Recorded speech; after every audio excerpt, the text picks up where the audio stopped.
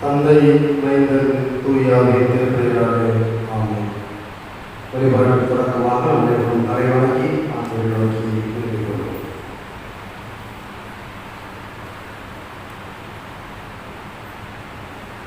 எங்கும் எல்லா காலத்திலும் எங்களோடு இருந்து எங்களை பாதுகாத்து பராமரித்து வழிநடத்துகிற தாயும் தந்தையுமான கடவுளே, ஓய்வு நாளில் காலை நேரத்திற்காக நன்றியோடு நாங்கள் துதிக்கிறோம், ஸ்தோத்திரிக்கிறோம். கடந்த இரவெல்லாம் எங்களை பத்திரமாய் பாதுகாத்து புதிய நாளிலே ஈர்த்தெடுக்கிற புதிய கிருபையோடு உண்மை தொழுது கொண்ட உடைய வழிபாட்டில் கருத்துக்களை அழைத்து வந்திருக்கிறேன். நன்றியோடு துதிக்கிறோம்.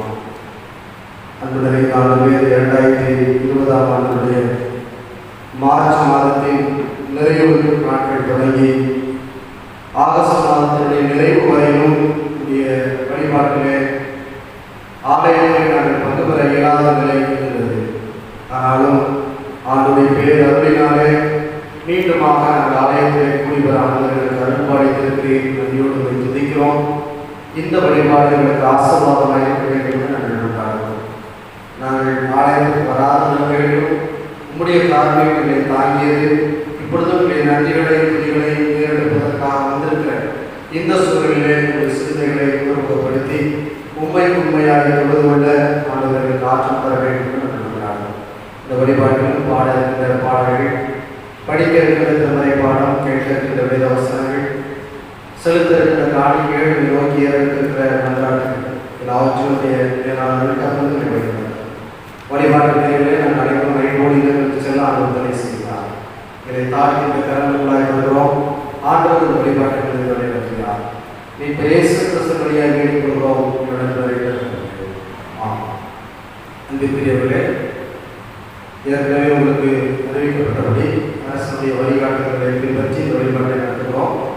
இன்னும் ஒரு சில பேராயங்களிலே வழிபாடுகள் முறையான வழிபாடுகள் வழங்கப்படவில்லை. ஆனாலும் நம்முடைய பேராயத்தில் அவர்களுக்கான அனுமதி கொடுத்திருக்கிறார்கள். ஒரு திருச்சபையார் தயவு கூர்ந்து அரசு சொல்கிற வழிகாட்டுதலை சரியாக கேட்பீர்கள். முகக்கவசம் அணிதல், தனி மனித இடைவெளி, கைகளை சுத்தம் செய்வது, மூன்றும் மிக கட்டாயமாக சொல்லப்படுகிறது. எனவே அதை பின்பற்றி திருச்சபையார் வழிபாட்டை நம்புகிற அன்போடு நாம் இந்த வழிபாட்டுக்கு தொடக்கமாகவும் கடவுளை போற்றுமாகவும் நாம் அனைவரும் இருந்திருந்து கிறிஸ்தவ கீர்த்தனைகளிலே 360வது கீர்த்தனை, என்னாலுமே துதிப்பாய் என் ஆத்துமாவே என்னாலுமே துதிப்பாய் என்ற கீர்த்தனை பாடலை நாம் அனைவரும் எழுந்திருந்து பாடுவோம். கிறிஸ்தவ கீர்த்தனைகளிலே 360வது கீர்த்தனை, என்னாலுமே துதிப்பாய் என் ஆத்துமாவே என்னாலுமே துதிப்பாய் என்ற பாடலை நாம் அனைவரும் சேர்ந்தோம். என்னாலுமே துதிப்பாய் Yeah.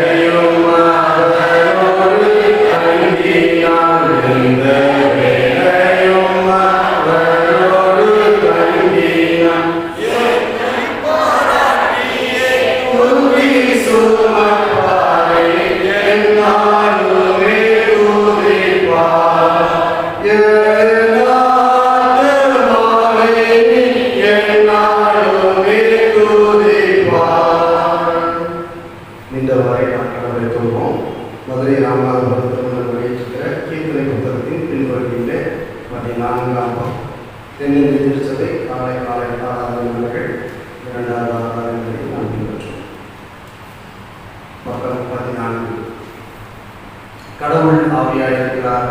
அவரை தொழுது கொள்கிறவர்கள் ஆவியோடு உண்மையோடும் அவரை தொழுது கொள்ள வேண்டும். நம்முடைய பிதாவாகிய கடவுளாலும் கர்த்தராகிய இயேசு கிறிஸ்துவினாலும் உங்களுக்கு கிருபையும் சமாதானம் உண்டாவதாக. இது கர்த்தர் கொண்டு பண்ணினார். இதை கடிப்பொழுது நாம் இருக்கிறோம். ஆண்டவரே, எங்கள் உதவிகளை திறந்துள்ளோம். பிதாவுக்கும் குமாரனுக்கும் பரிசுத்த ஆவிக்கும் மகிமை உண்டாவதாக.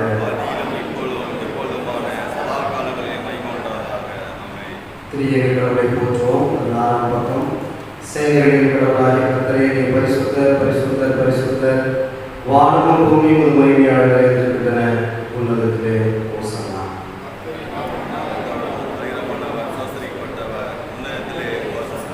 கடவுளே, நீர் பரிசுத்தர்.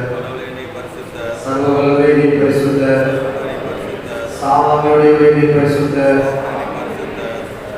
ஆண்டவரே, எங்களுக்காக சிலுவையிலாய் எங்கள் மீட்பரே, எங்கள் மேல் கிருபையாயிரும். பரிசுத்த ஆவியாகிய ஆண்டவரே, எங்கள் மேல் கிருபையாயிரும்.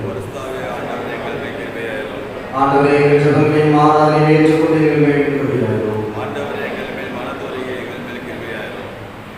அன்பிற்குரியவர்களே, நமக்கு பாவங்களை இன்பமான நம்மை நாமே வஞ்சிக்கிறவர்களாயிருப்போம். உண்மை நடத்துகிறார் மாறாக பாவங்களை நாம் அறிக்கையிட்டால் பாவங்களை நமக்கு மனிதனை சுத்திகரிப்பதற்கான ஒரு நீதி உள்ளவராக இருக்கிறார். நான் எழுதிப்பட்டதற்கு போய் தகவலை பார்த்துக் உமது பார்வையில் பாவம் செய்து இனி உடைய மகனில் சொல்லப்படுவதற்கு நான் பார்க்கிறேன். உடைய கூலிக்காரர்கள் ஒரு நாளை வைத்துக் கொள்ளுங்கள். கடவுள் ராஜ்யம் சமீபத்திருக்கிறது. மனம் திரும்பி நற்செய்தியிலே நம்பிக்கை வைக்கிறோம். நமது பலர்களுக்காக பெருக முடியாத பிரதான ஆசாரியர் நமக்கு நாம் எல்லா விதத்திலும் நம்மை சோதிக்கப்பட்டு பாவம் இல்லாத பிரதான ஆசாரியர் நமக்கு இருக்கிறார். ஆகையால் நாம் அனைவரும் கொண்டாடுகிறது. ஆண்டு திருச்சமூகத்தில் நமது பாவங்களை நாம் செய்வோம்.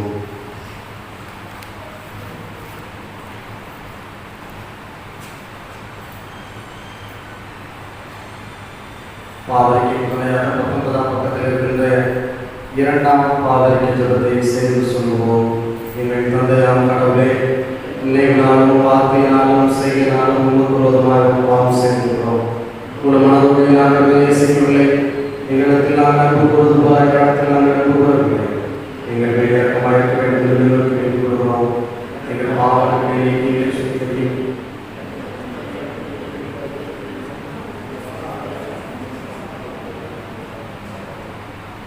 சர்வ வல்லமையும் இரக்கமுள்ளவர் மன்னிப்பையும் பாவநிவர்த்தியும் நமக்கு கட்டளையிட்டு வாழ்வை சீர்படுத்துவதற்கான காலத்தையும் தூய ஆவியின் கிருபையும் தேற்றுதலையும் தந்தருவாராக. ஆண்டவரை துதியுங்கள். நாம் அனைவரிலிருந்து நாடக்கூடிய சங்கீதத்தை முறைமுறையாக படிக்கலாம். இந்த நாடகத்தில் குறிக்கப்பட்டிருக்கிற சிறப்பான சங்கீதம் 119ஆம் சங்கீதம், வசனங்கள் 97 தொடங்கி 104. 119ஆம் சங்கீதம், வசனங்கள் 97 தொடங்கி 104.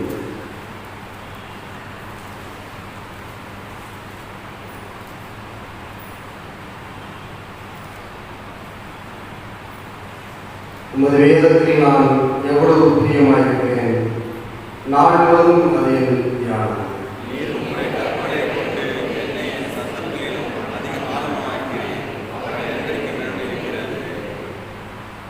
உன்னுடைய சாட்சிகள் என் தியானமாயிருக்கிறபடியால் எனக்கு போதித்தவர்கள் எல்லாரும் அறிவுள்ளவனாயிருக்கிறேன்.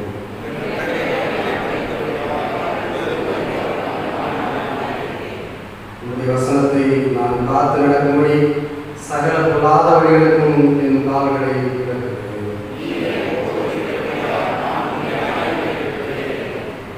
உடைய வார்த்தைகள் என் நாவுக்கு எவ்வளவு இனிமையானவர்கள், என் வாய்க்கு அவைகள் தேனிலும் மதுரமாயிருக்கும்.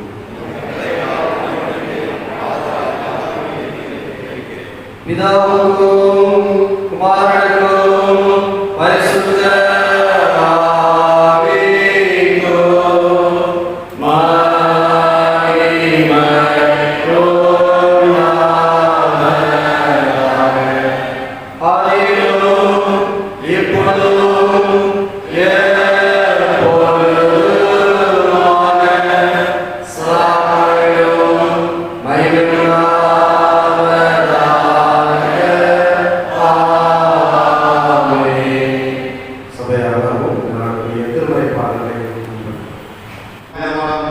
நீதிமொழிகள் 8ஆம் அதிகாரம் வசனங்கள் 1 முதல் 12 வரை. நீதிமொழிகள் 8ஆம் அதிகாரம் 1 முதல் 12 வரை. ஞானம் கூப்பிடுகிறதில்லையோ, புத்தி சத்தமிடுகிறதில்லையோ, அது வழியருகிலுள்ள நேரையிலும் நாற்சந்திகளிலும் நிற்கிறது. அது ஊர் வாசல்களின் ஓரத்திலும் பட்டணத்தின் முகப்பிலும் நடைக்கூடங்களிலும் நின்று சத்தமிட்டு, மனுஷரே உங்களை நோக்கி கூப்பிடுகிறேன், என் சத்தம் அனுபவத்திற்கு துணிக்கும். மேதைகளே விவேகம் அடையுங்கள், மூடர்களே புத்தியுள்ள சிந்தையாயிருங்கள். கேளுங்கள், மேம்பாடான காரியங்களை பேசுகிறேன். என் முதல்களுக்கு உத்தம காரியங்களை வசனிக்கும். என் வாய் சத்தியத்தை விளங்கும். ஆகாமியம் என் முதல்களுக்கு அருவருப்பானது. என் வாயின் வாக்குகளெல்லாம் நீதியானவைகள், அவைகளில் புரட்டும் விபரீதமும் இல்லை. அவையெல்லாம் புதியவர்களுக்கு தெளிவும் ஞானத்தை பெற்றவர்களுக்கு யதார்த்தமும் ஆயிருக்கும். வெள்ளியை பார்க்கிலும் என் புத்திமதியையும், பசுமொன்னை பார்க்கிலும் ஞானத்தையும் அங்கீகரித்துக் கொள்ளுங்கள். முத்துக்களை பார்க்கிலும் ஞானமே நல்லது. இச்சிக்கப்படத்தக்கதையெல்லாம் அதற்கு நிகழல்ல. ஞானமாய நான் விவேகத்தோடு வாசம் பண்ணி நல் யுக்தியான அறிவுகளை கண்டறிகிறேன் என்று. படிக்க வேண்டிய முதலாம் வேலைவாளம் படிக்கும் கிறிஸ்துவே மகிமை உண்டாவதாக. அப்போஸ்தலர் நடவடிக்கைகள் 8ஆம் அதிகாரம் 26 முதல் 38 முடிய வசனங்கள். பக்கம் 172.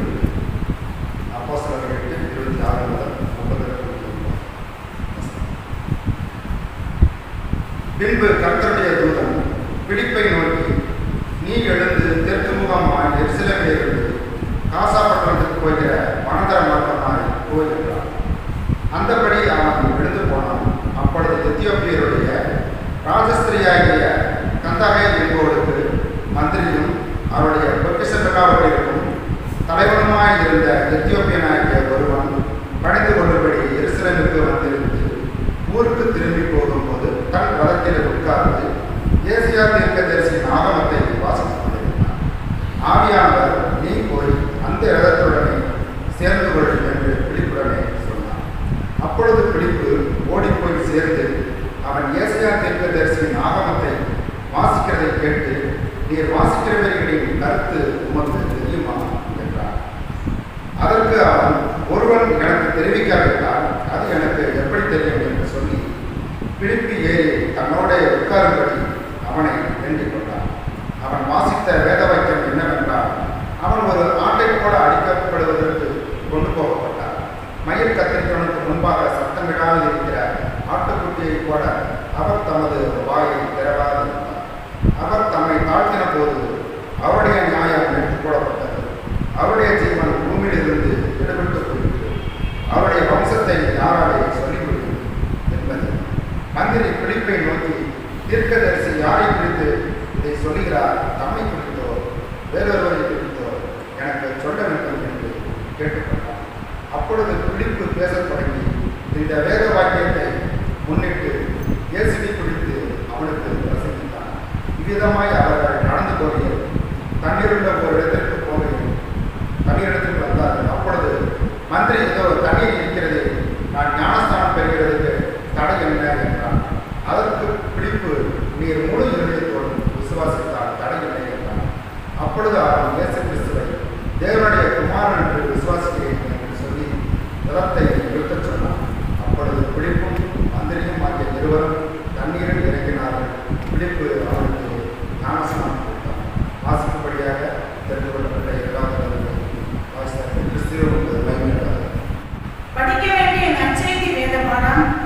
மார்க் எழுதின நற்செய்தி நூல் 6வது அதிகாரம் 34ஆம் வசனம் முதல் 44ஆம் வசனம் முடிய. மார்க்கு 6வது அதிகாரம் 34வது வசனம் முதல்.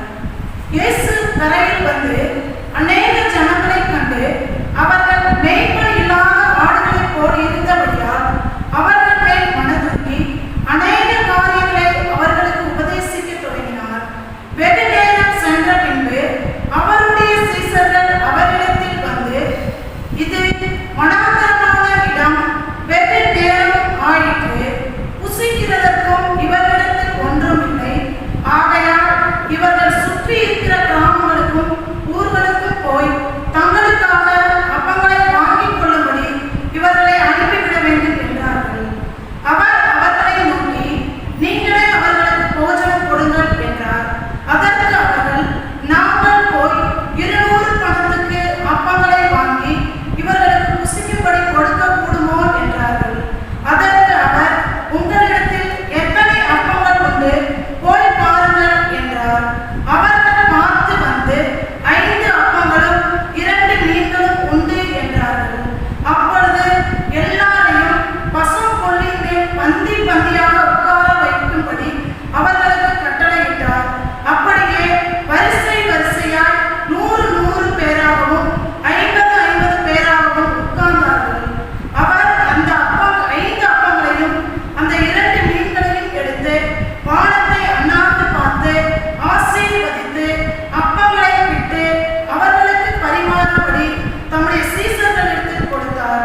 அப்படியே 2 மீன்களையும் எல்லாருக்கும் பங்கிட்டார். எல்லாரும் சாப்பிட்டு திருப்தி அடைந்தார்கள். மேலும் அப்பங்களிலும் மீன்களிலும் மீதியான துணிக்கைகளை 12 கூடை நிறைய எடுத்தார்கள். அப்பம் சாப்பிட்ட புருஷர் ஏறக்குறைய 5000 பேராய் இருந்தார்கள் என்பது. படிக்க வேண்டிய வேத பாடம் படித்தாயிற்று. கடவுளே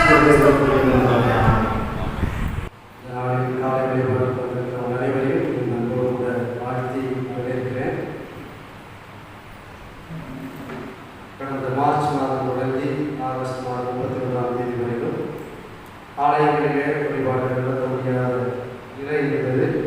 அதை மாற்றி இந்த மாதம் தொடக்க நாள் முதல் வழிபாடுகளை நடத்துவதற்கு அரசு நமக்கு அனுமதி வழங்கியிருக்கிறது. அதற்காக நாம் கடவுளுக்கு நன்றி சொல்லுவோம். இந்த வழிபாட்டிலே பங்கு பெறுகிற அனைவரையும் மாதம்போது நான் வாழ்த்தி அதே போது செயலர்கள் ஒரு சில காரியங்களை கொண்டு வருகிறோம். வணங்கப்படுவதாக கிறிஸ்துவுக்கு பிரியமான திருச்சபையாரே, இயேசு நாமத்தாலே வாழ்த்துவதையும் என்பதை கொள்கிறேன்.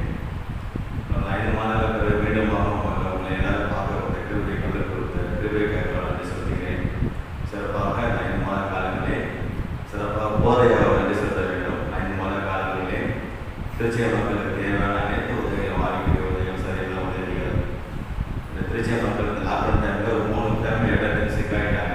ஐயா ஒரு 12 மணிக்கு ஃபோனில் தொடர்பு பண்ணும்போது ஐயா எந்த ஒரு இது இல்லாமல் உடனே ஸ்பாட்டுக்கு போய் அழைச்சிட்டு போய் ஹாஸ்பிட்டல் ட்ரீட்மெண்ட் பண்ணி திருப்பி நைட் 2 தான் வீட்டுக்கு அழைச்சிட்டு வந்தாங்க. கருவிட மருத்துவ ஐயா பண்ணி செஞ்சாங்க. சொல்கிறது மட்டும் இல்லாமல் செயல்படுத்துகிறவங்க இருந்தாங்க. இப்போ இன்னொரு இன்சிடென்ட்டு அந்த நியூஸ் பேப்பர் கூட உடனே எனக்கு தொடர்பு கொண்டு உடனே கிளம்பலாம் சொல்லிட்டு பதில் செஞ்சுட்டு வந்தோம். அந்த மாதிரி சில காரியங்கள் வந்து ஐயா வந்து சிறப்பாக செஞ்சாங்க. எவ்வளோ மட்டும் இல்லாமல் 5 மாதங்கள் வந்து ஒரு 3 சண்டே சர்வீஸ் பண்ணிட்டு தான் பேடாயோட HMS Sunday, woman pillar Sunday, இப்போ சண்டே மட்டும் லைவ் வருவாங்கல்ல சிஎஸ்சி கட்டிகள் பண்ணதால் அந்த 5 மாதங்கள் சரியான நேரத்துக்கு காலையில் 8 மணிக்கு 8 மணிக்கே ரெடியாகி அது லோகோ பெஞ்சமின் ஆலிவர் உறுப்பினர் செல்வராஜ் சேர்ந்து அருமையாக சர்வீஸ் பண்ணாங்க. இந்த உறுதுணையாக இருந்த அம்மாவுக்கு நான் நன்றி தெரிவிக்கிறேன். ஏன்னா அந்த சிறப்பான வார்த்தை நம்ம கவுன்சிலில் எந்த இடத்துலையுமே இதை யாருமே செய்யலை. எல்லாமே பேரிஸ் காலில் மதுரை தமிழ்நாடு சிஎஸ்சி கட்டிடத்தில் சர்வீஸாக பார்த்துட்டு இருக்காங்க. ஆனால் ஐயா அப்படி இல்லாமல் அந்த 4 நாள் படி சிறப்பான அந்த சந்தேகம் தான்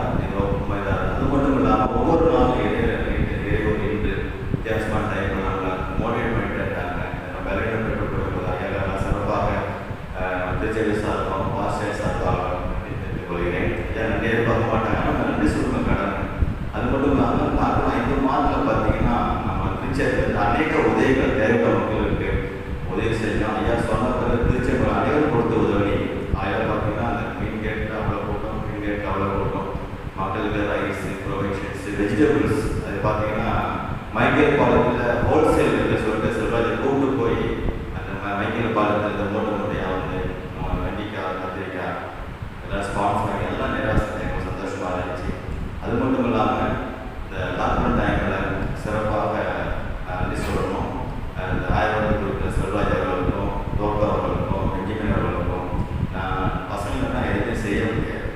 ஐயா சொல்லிட்டாங்க 2 நாள் 1 நாள் சண்டே சர்வீஸ் அட்டன் பண்ணேன். அந்த சண்டே செட்டு கேமரா எடுத்து செட் பண்ணி வெளில போய் செக் பண்ணணும், லைவ் கேட்டாக பார்த்தோன்னா ஐயா யூடியூப் நன்றி செலுத்துகிறேன். சிறப்பாக திருச்சி மக்கள் நான் பார்த்துட்டு சார் நன்றி. நான் ஐயா கேட்கும் போது இது மாதிரி எந்த ஒரு மறுப்பு சொல்லாமல் திருச்சந்தை சார்ந்த தோற்ற காணிக்கைகள் எல்லாம் செலுத்துறீங்க. மீண்டும் நாம் அனைவரும் சேர்ந்து ஜெபிங்க. மீண்டும் எல்லாரும் வந்து நம்ம இடைவெளி சிறுவர்கள் எல்லாம் மீண்டுமா அனைவரும் வந்து ஆலயத்தில் வந்து நம்ம கடவுள் கொண்டு வருவோம். அதனால ஆணைய சிறப்பு விரைவில் வந்து எடுத்துக்கொள்ளுங்க. தொடர்ந்து எங்கள் போதற்காகவும் குடும்பத்துக்காகவும் கண்டி உறுப்பினருக்காகவும் எடுத்துக்கொள்ளுங்க. வாய்ப்பு கொடுத்த ஐயாவுக்கு நன்றி. நன்றி. அதாவது அறிவிப்பு நேரம் எடுத்துக்காக பொறுத்துக்கிடலாம். கண்டிப்பாக நினைவு கூறப்பட வேண்டியவர்கள், சொல்லப்பட வேண்டிய நன்றி சொல்லக்கூடியவர்களுக்கு நான் நன்றி சொல்கிறார்கள். குறிப்பாக திருச்சபையாராக உங்களுக்கு நான் நன்றி சொல்ல வேண்டும். நம்முடைய WWDC மேற்கு வடக்கு வட்டார மண்டலத்திலே ஏறக்குறைய 10 குருசேகர்கள் வந்து கொடைக்கானலில் இருக்கிற சென்ட் பீட்டர்ஸ் அந்த ஆலயத்தை தவிர்த்து மீதி இருக்கிற 9 குருசேகர்களிலே 5 மாதங்களும் கணக்கு முடித்திருக்கிறது நம்முடைய பாஸ்டர். மற்றெல்லாம் இடங்கள் பார்த்தீங்கன்னா 2 மாதம் 3 மாதம் மீதியெல்லாம் நெல் போட்டு தான் கணக்கு முடிச்சாங்க. ஆனால் ஏப்ரல் தொடங்கி கடைசியாக ஆகஸ்ட் வரையிலும் எல்லா மாதங்களிலும் வரவு வைத்து கணக்கு முடிக்கப்பட்டிருக்கிறது நம்முடைய குருசேகரத்தில் மட்டும்தான். அதனுடைய ஒத்துழைப்பு நீங்கள் சிறப்பாக கொடுக்க வேண்டிய திருச்சபைக்கு செலுத்த வேண்டிய எல்லா காணிக்கைகளையும் சரியான நேரத்தில் கொடுத்தீர்கள். எனவே உங்கள் அனைவருக்கும் நன்றி சொல்லுகிறேன். ஏற்கனவே இன்னும் ஒரு சிலர் இன்னும் திருச்சபைக்கு செலுத்த வேண்டிய சில காணிக்கைகளை செலுத்தாமல் இருக்கிறீர்கள். அதை நினைவில் கொண்டு ஒத்துழைப்பதற்கு கேட்டுக்கொள்கிறேன். HMS முடிவுகளுக்கு இன்னும் நாம் பணம் செலுத்தவில்லை. வருகிற 18ஆம் தேதிக்குள்ளாக நாம் நிர்ணயிக்கப்பட்ட தொகையை செலுத்தியாக இருந்தோம். அதே போல் பெண்கள் சங்கத்துடைய அந்த நியாய வழிபாட்டுக்கான காணிக்கைகளையும் இன்னும் செலுத்தவில்லை. அதை இரண்டையும் இதுவரையும் செலுத்தாதவர்கள் உடனடியாக வாய்ப்பு கிடைக்கப்போது நியாயம் செலுத்தோம், அந்த நியாய வழிபாடு கண்டோம் செலுத்தி மீண்டுமாக இந்த வழிபாட்டில் பங்கு பெறுகிற ஆசிரியர் மக்களுக்கு சிறப்பான நன்றிகளை தெரிவித்துக் கொள்கிறேன், வாழ்த்துக்களை தெரிவிக்கிறேன். நேற்றைய தினத்திலே இந்திய நாடு முழுவதும் ஆசிரியர் தினம் சிறப்பாக கொண்டாடப்பட்டது, நினைவு கூறப்பட்டது. நம்முடைய திருச்சபையிலும் அநேக ஆசிரியர்கள் உண்டு. ஆசிரியர்கள் அனைவரும் சிறப்பான வாழ்த்துக்களை தெரிவித்துக் கொள்கிறேன். நாம் அனைவரும் எழுந்திருந்து சத்திய வேதம் திரையியல் என்கிற சிறப்பு பாடலை பாடுவோம். அதை தொடர்ந்து நம் மத்தியிலே நாம் ஆண்டுடைய வார்த்தையை கேட்கிறோம். சிறப்பானதாக 13ஆவது பாடல் சத்திய வேதம் திரையியல் என்ற பாடலை நாம் அனைவரும் எழுந்திருந்து பாடுவோம். அதை தொடர்ந்து நம்முடைய பாடல் இப்போது முதலாம் காணிக்கை செல்கிறது. சத்திய வேதம் பக்தரின் கீதம் சுத்தர்கள் போகும் பாதையின் தீபம் உத்தமர் மார்க்கம் காட்டும் சத்திய வேதம் எத்தனை துன்பம் துயரம் வந்தோ பக்தரை தேற்றினார்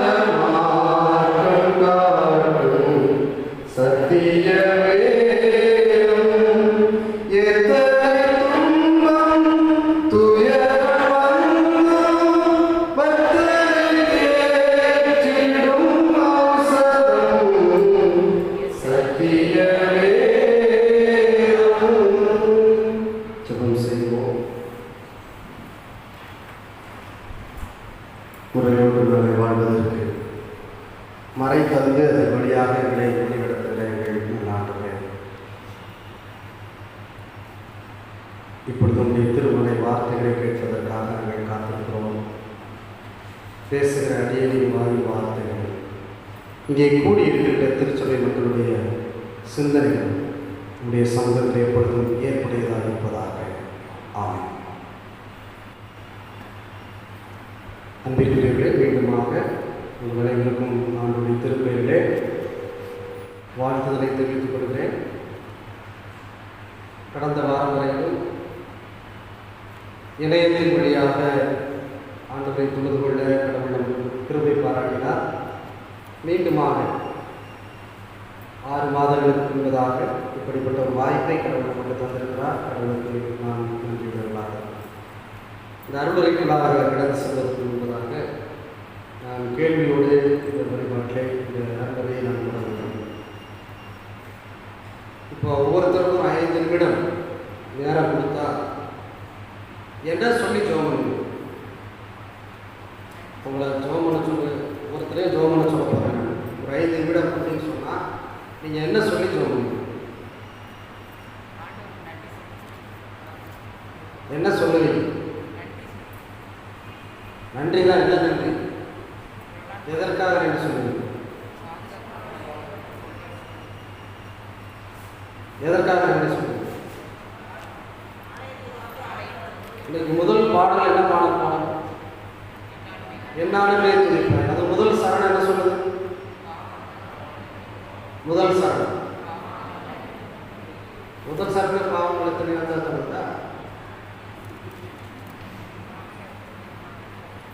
என்ன சொல்லுது? என்ன சொல்லுது? கீர்த்தனை ஒருத்தருமே பிரிக்காம எல்லாருமே பாகவதனுடைய ஃபேமிலியை பிறந்தவங்க மாதிரி பாவங்களை தெரியாத என்ன சொல்றது? முதல் சரணம் என்ன சொல்லுது? அதுல 3வது வரை பாருங்க.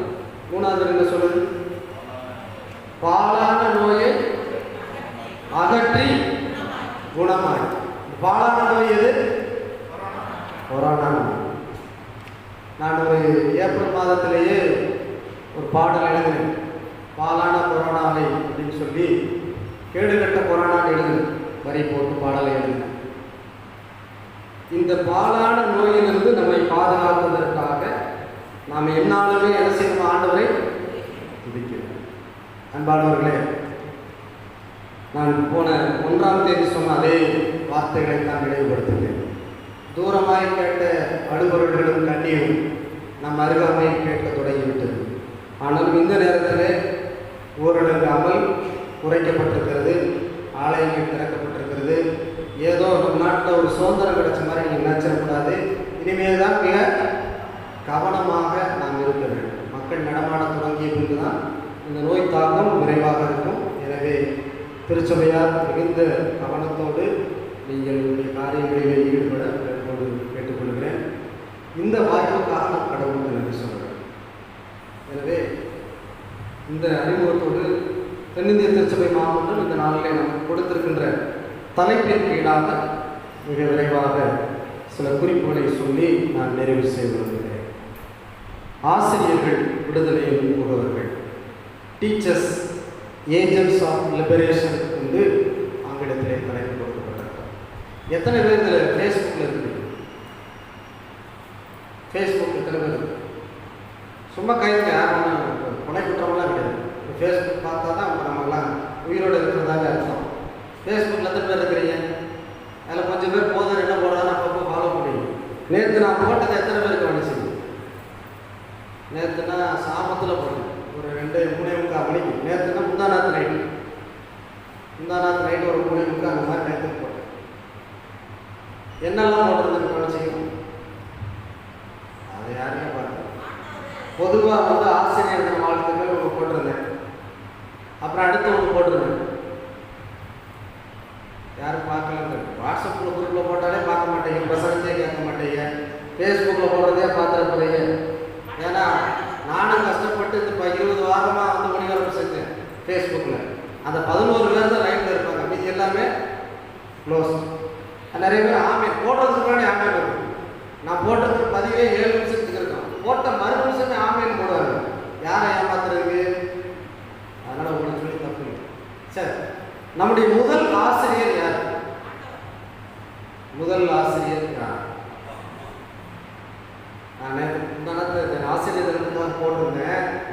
என்னுடைய முதல் ஆசிரியர் என் அம்மா தொடங்கி இன்றைய ஆசிரியர்கள் என் மகன்கள் வரை என்னுடைய வாழ்வை வளமாக்கி அனைத்து ஆசிரியர்களுக்கும் வாழ்த்து. நமக்கு பாடங்கள் கற்றுத்தருகிறவர்கள் மட்டும் ஆசிரியர்கள் அல்ல, வாழ்க்கை பாடத்தை கற்றுத்தருகிறவர்களும் ஆசிரியர்கள். அப்படியானால் என்னுடைய முதல் ஆசிரியர் அப்படின்னு பார்க்குறப்ப என்னுடைய தாய், இன்றைய ஆசிரியர்களாக இருக்கிறவர்கள் என்னுடைய மகள்கள். அவங்க தான் நிறைய பாடங்கள் எனக்கு கற்றுத்தராங்க. ஸோ அப்போ நம்முடைய வாழ்க்கையிலும் நாம் பள்ளிக்கு செல்கின்ற அல்லது கல்லூரிக்கு செல்கின்ற நாட்களில் இருக்கின்ற ஆசிரியர்களை காட்டிலும் நம் வாழ்வோடு தொடர்புடைய ஆசிரியர்கள் நிறைய உண்டு. அந்த ஆசிரியர்கள் எப்படிப்பட்டவர்கள் என்று சொல்லுகிற பொழுது விடுதலையின் முகவரிகள் என்று சொல்லுவோம். விடுதலையின் முகவரிகள் அப்படின்னு சொன்னால் ஒவ்வொரு ஆசிரியரும் மாணவர்களுக்கு விடுதலைக்கான ஏஜென்ட்ஸாக, விடுதலைக்கான வழிகாட்டிகளாக, முகவர்களாக இருக்க வேண்டும் என்பதற்காகத்தான் இந்த தலைப்பு நமக்கு கொடுக்கப்பட்டது. அன்பானவர்களே, கடந்த ஆண்டு நம்முடைய ஆலயத்தில் நாம் ஞாயிறு ஆசிரியர்கள் சிறப்பு ஞாயிறு வழிபாட்டை நடத்தினோம். ஆனால் இந்த ஆண்டு இந்த கொரோனா சூழல் அதை நமக்கு அனுமதிக்கவில்லை, நாம் நடத்தவில்லை. ஒரு ஆசிரியர் நல்ல ஆசிரியர் என்பதை எவ்வாறு தீர்மானிக்கணும்னு சொன்னால் மாணவருடைய தேர்ச்சி விகிதத்தை வைத்து தான் நாம் என்ன செய்யறோம், அவர் நல்ல ஆசிரியரா இல்லையான்னு சொல்லுவோம். நேற்று நானும் நம்முடைய சபையை சார்ந்த ஒரு டீ குடிக்க போனோம். அப்போ பக்கத்து வீட்டில் இருக்கிறம்மா, அந்த டீ கடைக்கு பக்கத்து வீட்டில் இருக்கிறம்மா கேட்டாங்க, உங்கள் மகளை டியூஷனுக்கு அனுப்பிட்டீங்களா அப்படின்னு கேட்டாங்க. நான் சொன்னேன், சிரிச்சுட்டே சொன்னேன், என்ன டியூஷனுக்கு போய் 500க்கு 600 மார்க்காக எடுத்துகிட்டு போகிறாங்க அப்படின்னு. உடனே அவங்க சிரிச்சாங்க. நான் அவர்கிட்டே சொன்னேன், ஏங்க டியூஷன் சொல்கிறீங்க, சர்ச்சுக்கு கூட பிள்ளையை அனுப்ப மாட்டேங்க, உங்கள் மக 500க்கு 600 எடுத்துட்டா நான் கூட 2000 ரூபா பரிசு தரேங்க. கடைசியில் என்னாச்சு? Corona pass. எடப்பாடி எல்லாரையும் கொரோனா பாஸ் பண்ணிட்டார். நிறைய பேருக்கு அப்படி தான். ஒரு இன்ஜினியரிங் காலேஜ் மாணவன் போட்டிருக்கிறார், 24 சப்ஜெக்ட் அவர் அரியறான். ஆனால் என்னாச்சா, எடப்பாடி பண்ணியிருந்தால பாஸ் ஆகிட்டார். அதனால் மாணவர்களுடைய மதிப்பெண்ணை வைத்து, மாணவருடைய தேர்ச்சியை வைத்து நல்ல ஆசிரியர்கள் என்கிற தகுதியை நாம் கொடுக்க முடியாது. ஆசிரியர்கள் தன்னுடைய செயல்பாடுகள் வழியாக எத்தனை பேருக்கு விடுதலையின் முகவரிகளாக இருந்திருக்கிறார்கள், எத்தனை பேரை மனிதர்களாக உருவாக்கி இருக்கிறார்கள் என்பதை அடிப்படையாக வைத்து தான் நாம் சொல்ல முடியும். ஒரு 10 நாளைக்கு முன்னாடி நம்முடைய ஆலயத்துக்கு மாலை நேரத்தில் ஒரு வயதான பெரியவர் வந்தார். வந்து இந்த ஆலயத்தில் ஜெபித்துட்டு வெளியே போனார். நான் கொஞ்சம் வேலையாக இருந்து அவர் கிளம்புற நேரம் போய் அவரை பார்த்தேன். ரொம்ப வயசானவர், நிற்க கூட முடியாது, காரில் உட்காந்துருக்காரு. அவருக்கு நான் தூத்திரம் போட்டேன். சொன்னார், உங்களை பார்த்தது ரொம்ப சந்தோஷம்னு சொல்லிட்டு. அப்போ அவர் நினைவு கொடுத்தார், என்னுடைய தகப்பனார் நிறைய பேருக்கு வழிகாட்டியாக இருந்திருக்கிறார், ஆசீர்வாதமாக இருந்திருக்கிறார், ஆசிரியராக பணி செய்த காலங்களில் என்று அவர் அவருடைய தகப்பனாரை பற்றி சாட்சி சொன்னார். அவருடைய மாணவரும் அதை என்ன சொன்னார், இவருடைய அப்பாவால் தான் நான் இப்போ இந்த நிலைமைக்கு வந்திருக்கிறேன், ஆண்டவரை அறிந்து கொண்டேன் என்று அவர் சான்று கொண்டார். அன்பானவர்களை, அப்படிப்பட்ட சான்றுகளை, அப்படிப்பட்ட சாட்சியுள்ள ஆசிரியர்களை பற்றி தான் நாம் உருவாக்க வேண்டும். அதற்கு திருமறை என்ன சொல்கிறது என்பதை தான் நான் சிந்திக்கிறோம். முதலாவது வேத பாடமாக படிக்க கேட்ட நீதிமொழிகள் 8ஆம் அதிகாரம் 1ஆம் வசனம் முதல் 12ஆம் வசனம் வரை இருக்கிற வசனங்கள். அதிலே ஞானத்திற்கு புகழ்வுரை, ஞானம் எப்படிப்பட்டது என்பதை பற்றி அதில் பார்க்கிறோம். உங்களுக்கு தெரியும், ஞானம் என்பதற்கு ஆங்கில வார்த்தை விஸ்டம் என்கிற வார்த்தை. அது வித்யா என்கிற அறிவு என்கிற சொல், நாலேஜ் என்கிற ஆங்கில வார்த்தையும் பயன்படுத்தப்படுது. போன முறையே சொன்ன நினைச்சேன், சொல்லியிருக்கிறேன்னு நினைக்கிறேன். அறிவுக்கும் ஞானத்துக்கும் என்ன வித்தியாசம்? அறிவுக்கும் ஞானத்துக்கும் என்ன வித்தியாசம்? அறிவு, நாலேஜ் என்பது எல்லாருக்குமே இருக்கும். அறிவு இல்லாதவங்க யாருமே இருக்க மாட்டாங்க, எல்லாருக்கும் அறிவு இருக்கும். ஆனால் ஞானம் என்பது யாருக்கு இருக்கும்? அதை தேடுறவங்களுக்கு மட்டும் இருக்கும், அதில் பயிற்சி கொடுக்குறவங்களுக்கு மட்டும் இருக்கும். ஸோ அதனால தான் அறிவாளின்னு சொல்லுவோம் நிறைய பேர், ஞானின்னு யாரையும் அதிகமாக சொல்ல மாட்டோம். இசை உலகம் எடுத்துக்கிட்டா இளையராஜா என்ன சொல்லுவோம்? இசை ஞானின்னு சொல்லுவோம். எதற்காக? அதில் மிகவும் தேடியவர், அதிலே தேடல், அதிகமான தேடல், அதில் பல உருவாக்கங்களை பெற்று தந்தது. அதை மாதிரி தான் அறிவு என்பதற்கும் ஞானம் என்பதற்கு வித்தியாசம் இருக்கிறது. என்னை பொறுத்த மட்டிலே அறிவு என்பது நாம் ஒவ்வொருவரும் நம்மிடத்தில் இருக்கக்கூடிய விஷயம். ஞானம் என்பது யார் தரணும்? கடவுள் தான் தரும். ஞானம் என்பது நம்மால் பெற இயலாது, அது கடவுள் தருவது. எனவே அந்த அடிப்படையிலே பார்க்கிற பொழுது ஞானத்தை தருகிறவர் ஆண்டவர், அறிவை வழங்குகிறவர்கள் மனிதர்கள். இந்த அறிவும் ஞானமும் இணைந்து சில இடங்களிலே செயல்படும். சில நேரங்களில் அறிவு மட்டும் போதும், சில நேரங்களில் என்ன வேணும்? ஞானமாக செயல்பட வேண்டும். அந்த ஞானம் இல்லைன்னா பல நேரங்களில் மாட்டிக்கணும். ஸோ அதனால் ஞானம் இருக்கிறவர்கள் பல நேரங்களில் சிக்கல்களிலிருந்து தப்பிக்கொள்ளணும். சரி, பைபிளில் ஞானம் அப்படின்னு சொன்னோன்னா யார் நமக்கு ஞாபகத்துக்கு வரும்? சாலமோன் மன்னன் ஆட்சி செய்வதற்கு கடவுளிடத்தில் என்ன வர வேண்டும் கேட்குறப்ப, இந்த மக்களை நான் நியாயம் தீர்ப்பதற்கு எனக்கு ஞானம் வேண்டும் என்று கேட்கிறார். அதை பெற்றுக்கொள்வதாக நாம் திரும்ப அடிப்படையில். அதே போல் நீதிமொழிகள் 1ஆம் அதிகாரம் 20ஆவது வசனத்திலிருந்து 33ஆம் வசனம் வரைக்கும் பார்த்தீங்கன்னா, எப்படியாவது நீங்கள் ஞானத்தை பெற்றுக்கொள்ள முயற்சி செய்யுங்கள், அதுதான் தேவையானது என்று அந்த வசனங்கள் சொல்லுகிறது. அதில் 29ஆவது வசனத்திலிருந்து 32ஆம் வசனம் வரைக்கும் பார்த்தீங்கன்னா, அறிவை வெறுக்கிறவர்கள் எப்படிப்பட்டவர்களாக இருப்பார்கள் என்பதையும் அந்த திருமறை பகுதி நமக்கு குறிப்பிடுவதை பார்க்கலாம். எனவே ஞானம் என்பது நான் ஏற்கனவே சொன்னது போல ஞானத்தை அளிப்பவர் கடவுள். நீதிமொழிகள் 2ஆம் அதிகாரம் 6ஆவது வசனத்தை படிக்கும். சரிங்களா? யார் ஞானத்தை தருகிறவர்? கர்த்தர் தருகிறவர். அவரிடத்தில்தான் ஞானம் அறிவு என்பது வெளிப்படுகிறது என்று வசனம் தெளிவாக சொல்லும். அதே போலவே நான் படிக்க கேட்ட இந்த 8ஆம் அதிகாரத்தில் நம்ம பார்த்தோம்னா 5ஆவது வசனம் தான்.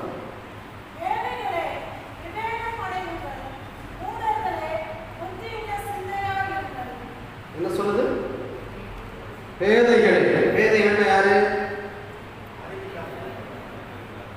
அறிவில்லாதவர்கள் பேதைகள். அறிவில்லைன்னா அறிவில்லைன்னு சொல்லி நேரடி. பேதைகள்னா இருக்கும், ஆனால் எப்போ எதை சொல்லணும்னு தெரியாது, அல்லது தங்களுக்கு அதை வெளிக்காட்ட தெரியாது. முன்மதியற்றோர் அப்படின்னு கூட அதை சொல்லலாம். புதிய மொழிபெயர்ப்பில் முன்மதியற்றோர்னு சொல்லலாம். மதியற்றோர், முன்மதியற்றோர், மதிகேடர் என்கிற 2 வார்த்தைகள் அதற்கு பயன்படுத்தப்படுகிறது. எனவே நீங்கள் முன்மதியற்றவர்களாக இருக்கிறவர்கள் விவேகமாக இருக்க கற்றுக்கொள்ளுங்கள். அதே போல மதிகேடரே உணர்வை பெறுங்கள். மதிகேடனா யாரு? எல்லாம் தெரியும், ஆனால் தெரியாத மாதிரி நடிக்கிறது, அவங்க தான் மதிகேடர். நல்லா தெரியும், ஒரு விஷயம் தெரியும், தான் செய்யக்கூடாதுன்னு தெரியும், ஆனால் அப்படியே செய்கிறவங்க தான் மதிகேடர். அவர்களை உண்மையை திருத்த முடியாது. என்னதான் சொன்னாலும் கடைசி நம்ம சொன்ன நினைச்சதை சொல்லிட்டு போயிட்டே இருப்பாங்க. ஆனால் அப்படிப்பட்டவர்கள் நீங்கள் உணர்வை பெறுங்கள், நல் உணர்வை பெறுங்கள் என்று இங்கே ஆலோசனையாக சாலமோன் ஞானி சொல்கிறதை பார்க்கணும். 9ஆம் அதிகாரம் 7 முதல் 12 வசனங்களை படித்து பார்த்தீங்கன்னா தெரியும். அங்கே சொல்லுது, யாருக்கு ஞானத்தை போதிக்க வேண்டும், யாருக்கு ஞானத்தை போதிக்கக்கூடாது.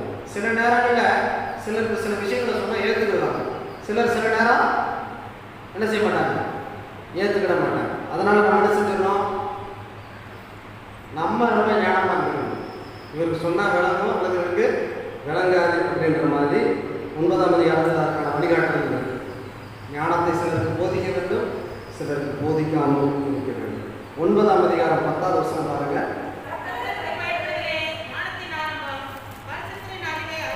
அப்படின்னு என்ன அர்த்தம்? கர்த்தருக்கு பயப்படுகிறதே ஞானத்தின் ஆரம்பம். அப்போ நமக்கு ஞானத்தை நாம் பெற வேண்டும் அப்படின்னு சொன்னால் அதுக்கு முதலாவது நம்ம என்ன செய்யணும்? கடவுளுக்கு பயப்பட வேண்டும். அப்போ ஆசிரியர்களாக இருக்கிற ஒவ்வொருவரும் என்ன வேணும்? நமக்கு அறிவு இருந்தால் நம்ம பாடம் நடத்த முடியாது. என்ன வேணும்? நமக்கு ஞானம் வேணும். அறிவு இருந்தால் சாதாரண மனிதர்கள், ஞானம் இருந்தால் மட்டும்தான் ஆசிரியர்களாக இருக்க முடியும். அப்போ ஆசிரியர்களாக இருக்கிறவர்கள் ஞானத்தை பெற வேண்டுமானால் என்ன செய்யணும்? கர்த்தருக்கு பயப்பட வேண்டும். அப்போ நீங்கள் விடுதலையின் முகவரிகளாக மாற வேண்டும் என்று சொன்னால் நீங்கள் ஞானத்தை பெற வேண்டும். அந்த ஞானத்தை பெறுவதற்கு முதலாவதாக கர்த்தருக்கு பயப்பட வேண்டும். இரண்டாவதாக நாம் 2ஆம் அதிகாரம் 26ஆம் வசனம் முதல் 38ஆம் வசனம் வரை இருக்கிற அந்த பகுதி நம் அனைவருக்கும் அறிந்த ஒரு பகுதி. அதாவது எத்தியோப்பிய ஒரு அரசு அலுவலர் காந்தேகே என்கிற அந்த அமைச்சர், நிதி அமைச்சருடைய அந்த அரசியலுடைய நிதி அமைச்சர், அவர் என்ன செய்யறாருன்னா எருசலேமுக்கு வந்து ஆண்டவரை தொழுது கொண்டு போய் கொண்டிருக்கிறார். இவர் என்ன நிறத்தை சார்ந்தவர்? இவருக்கு என்ன நிறம்? இவர் யூதரா? இவர் யூதரானா இல்ல. எத்தியோப்பியானா எங்க இருக்குது அந்த நாடு? எத்தியோப்பிய நாடு எங்க இருக்கு?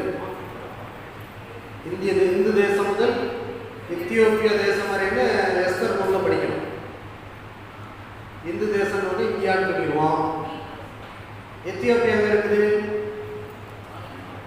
African country. அது ஆப்பிரிக்காவில் எடுப்பாங்க. என்னோட இன்னும் கொஞ்சம் கருப்பா இருக்கும். எல்லாமே எனக்கு கொஞ்சம் நெருக்கமானவங்களா தான் இருப்பாங்க. அப்ப இவர் ஒரு நிறத்தால் வேறுபட்ட ஒரு மனிதர். இந்த எத்தியோப்பிய நிதி அமைச்சர் பணி செய்கின்ற இந்த அலுவலர் இவர் யூதர் அல்ல.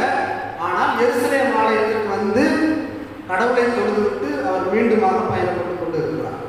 அப்படி பயணம் செய்கிறப்ப தான் பிலிப்புவுக்கு ஒரு செய்தி வருகிறது. நீ பாலைவனத்துக்கு போ, அங்க ஒருத்தர் பயணம் போயிட்டு போறாரு அப்படின்னு சொல்றாரு. அவரும் போய் பார்க்கிறார். பார்க்கிற பொழுது இந்த எத்தியோப்பிய நாட்டை சார்ந்தவர் தேர்ல உட்கார்ந்து ஏசாயா இறைவாக்குனரோட படித்துக் கொண்டு போகிறார். 28ஆவது வசனம் பார்த்தீங்கன்னா தெரியும். அவர் தேரில் அமர்ந்து ஏசாயா இறைவாக்குனரோட படித்துக் கொண்டு போகிறார். இவர் என்ன செய்யறாரு? பிலிப்பு என்ன செய்யறாரு? ஓடுறார். அவர் தேர்ல போயிட்டு இருக்கார். இப்ப இதுல ஆசிரியர் யாரு? இதுல ஆசிரியர் யாரு? பிலிப்பு ஆசிரியர். ஆனா மாணவர் எங்க போய் உட்கார்ந்துருக்காரு? மாணவர் தேர்ல இருக்கார். ஆசிரியர் இன்னைக்கு நிறைய நேரம் அப்படித்தான் நம்ம நிலைமை. தனியார் பள்ளிகளில் பணியாற்றுகிற ஆசிரியர்கள் பல நேரங்களில் எப்படி இருக்க வேண்டியது இருக்கு? எப்படி இருக்க வேண்டியது இருக்கு? அடிமைகளை போல இந்த பிலிப்பு மாதிரி அவன் தேர்ல இருப்பான், நம்ம பின்னாடி போனோம். அப்படிதான் நம்முடைய நிலைமை. இதுல நீங்க ஒரு உண்மையை கற்றுக்கொள்ள வேண்டும். இந்த பிலிப்பு என்பவர் அந்த இடத்துல ஆசிரியராக அடையாளப்படுத்தப்படுகிறார். ஆசிரியர் என்பவருக்கு தனக்கான விருப்பங்கள் இருக்கக்கூடாது. ஆண்டவர் போச்சன உடனே போயிட்டார். இல்லை போக முடியாதெல்லாம் சொல்லலை, போயிட்டார். போய் பின்னாடியே ஓடுறாரு. அப்போ தேருக்கு பக்கமாக இருந்து கேட்குறாரு, நீ படிக்கிறது என்னன்னு தெரியுமா அப்படின்னு கேட்குறாரு. 31வது வருஷம் படிங்க.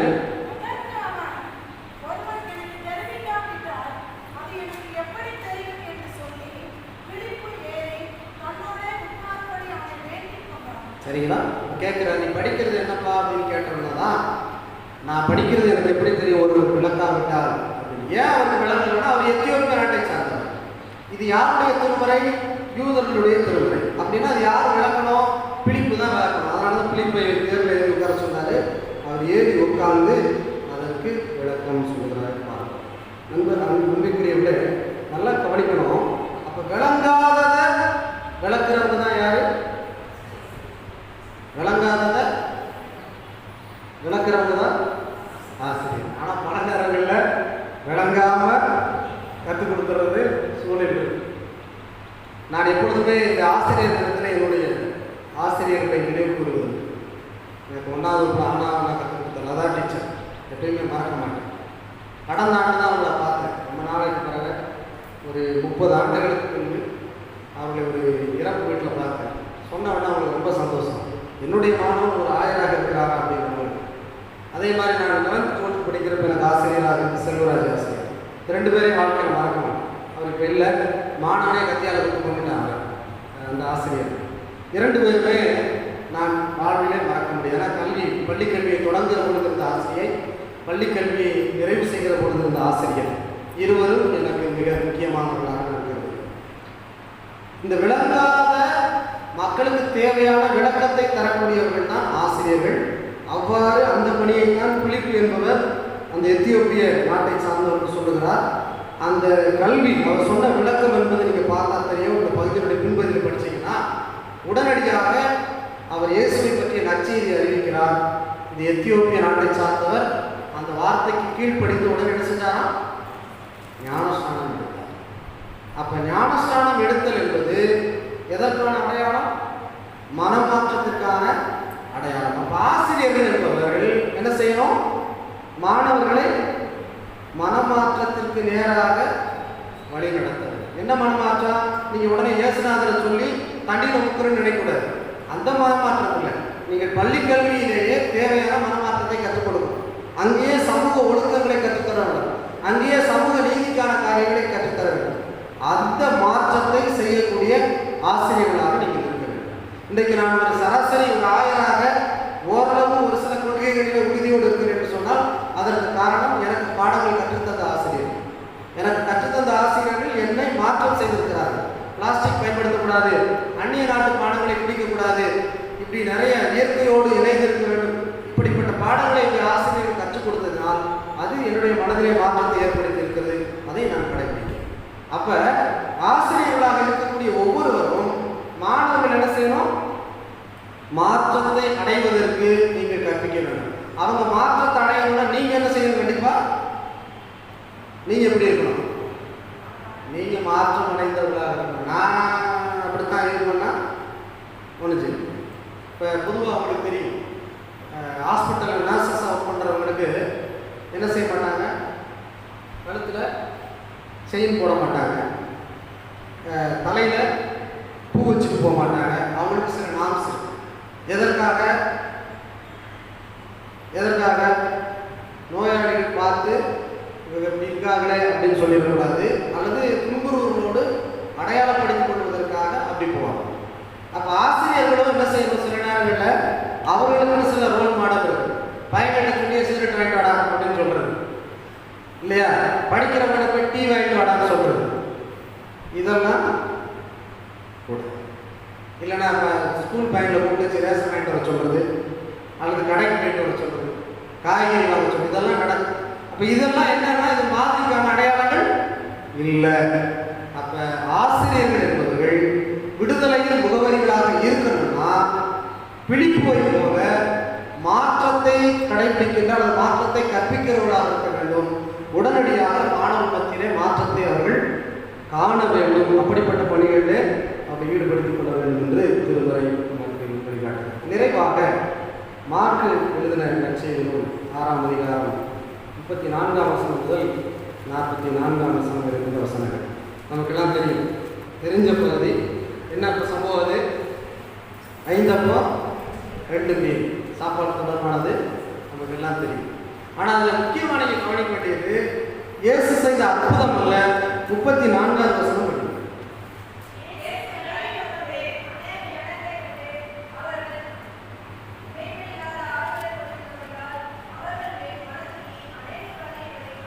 அவர்கள் மேல் மனதுருகி அநேக காரியங்களை